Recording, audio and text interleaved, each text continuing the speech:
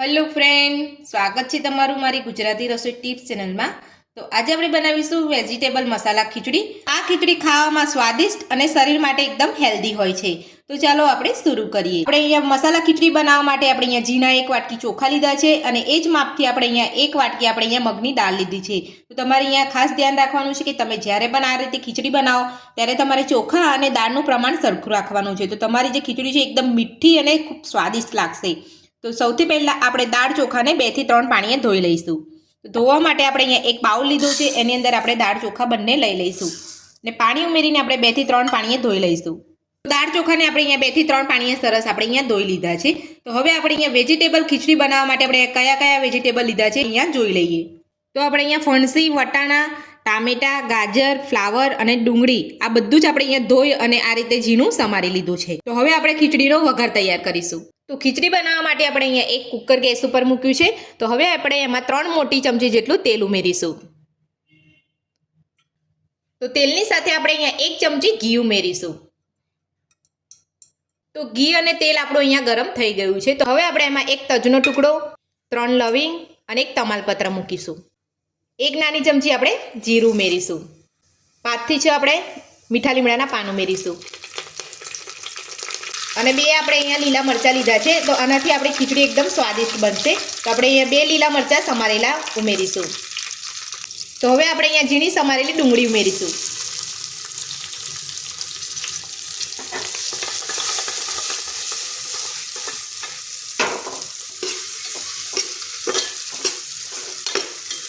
ડુંગળીને આપણે અહીંયા થોડી સતડાવા દઈશું।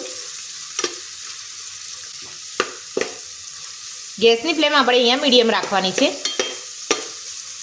તો ડુંગળી આપણે અહીંયા સતળાઈ ગઈ છે। તો હવે આપણે 1 ચમચી આપણે લસણ અને આદુની પેસ્ટ નાખીશું અને બધું જ આપણે મિક્સ કરી અને સરસ સતળાવા દઈશું। તો ડુંગળી અને બધું જ આપણે અહીંયા સરસ સતળાઈ ગયું છે। તો હવે આપણે બધા વેજીટેબલ ઉમેરી દઈશું।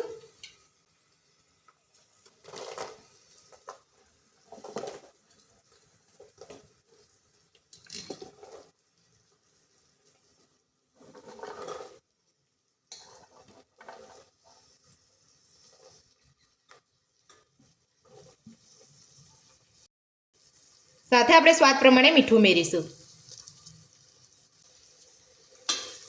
બધું જ મિક્સ કરી લઈશું અને બધા જ વેજીટેબલ આપણે સરસ અહીંયા સાતળી લઈશું।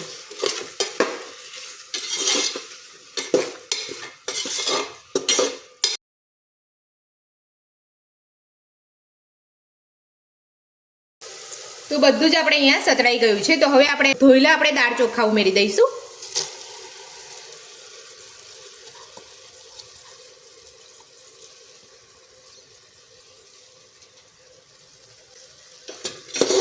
બધું જ આપણે સારી રીતે મિક્સ કરી લઈશું।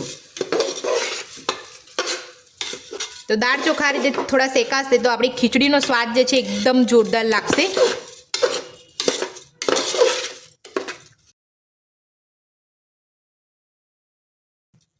તો બધું જ આપણે અહીંયા મિક્સ કરી લીધું છે દાળ ચોખા ઉમેરીને। તો જે વાટકીથી આપણે અહીંયા દાળ ચોખા લીધા હતા એ વાટકીથી આપણે અહીંયા 3 ગણું પાણી લેવાનું છે, એટલે કે આપણે અહીંયા 6 વાટકી પાણી લઈશું।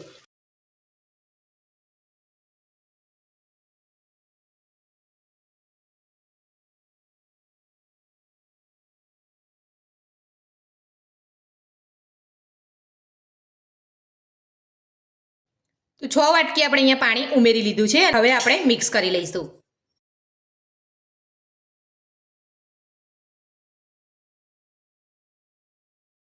તો આપણે અહીંયા બધું મિક્સ કરી લીધું છે। તો હવે આપણે એમાં અડધી ચમચી હળદર પાવડર ઉમેરીશું અને 2 ચપટી આપણે હિંગ ઉમેરીશું। તો હિંગ આપણે અહીંયા ઉપરથી જ ઉમેરવાની છે, આપણે અહીંયા વઘારમાં નથી ઉમેરવાની। આ રીતે તમે જો ખીચડીની ઉપરથી તમે અહીંયા હિંગ ઉમેરશો તો તમારી ખીચડી એકદમ સ્વાદિષ્ટ અને હિંગનો સ્વાદ પણ તમને સરસ લાગશે।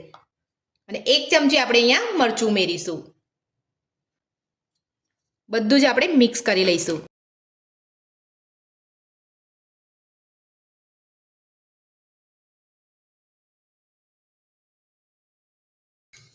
તો હવે આપણે અહીંયા કુકરનું ઢાંકણ બંધ કરી અને આપણે અહીંયા ફૂલ ગેસ ઉપર 2 વિસલ કરી લઈશું। તો 2 વિસલ આપણે અહીંયા થઈ ગઈ છે। તો હવે આપણે ગેસ બંધ કરી દઈશું અને કુકરને આપણે અહીંયા ઠંડુ થવા દઈશું. ત્યારબાદ આપણે ઉપરથી ઢાંકણ ખોલીને ખીચડીને સર્વ કરીશું. તો કુકર આપણું અહીંયા ઠંડુ પડી ગયું છે. તો હવે આપણે કુકર ખોલીને ચેક કરી લઈશું. તો તમે જોઈ શકો છો આપણી ખીચડી અહીંયા એકદમ સરસ બની છે. તો હવે આપણે અહીંયા મિક્સ કરી લઈશું બધું જ. અને ગરમા ગરમ ખીચડી આપણે સર્વ કરી લઈશું.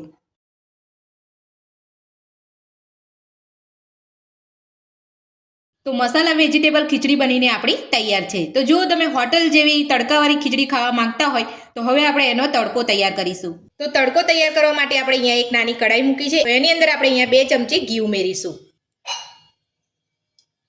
ઘી આપણે ગરમ થવા દઈશું. તો હવે આપણે એમાં ઝીણું સમારેલું લસણ અને આપણે અહીંયા 2 સૂકા મરચાં લઈશું.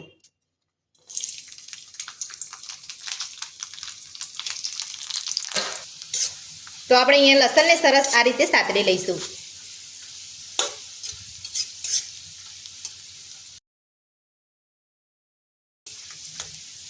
તો લસણ આપણું અહીંયા સરસ સતળાઈ ગયું છે. તો હવે આપણે ગેસને બંધ કરી દઈશું. તો હવે આપણે અહીંયા અડધી ચમચી કાશ્મીરી લાલ મરચું ઉમેરીશું.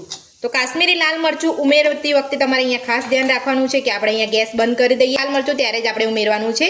આપણે ચાલુ ગેસ પર આપણે ઉમેરીશું તો મરચું જે છે આપણું અહીંયા બળી જશે. તો હવે આપણે અહીંયા તડકાને ગરમા ગરમ ખીચડી ઉપર લઈ લઈશું.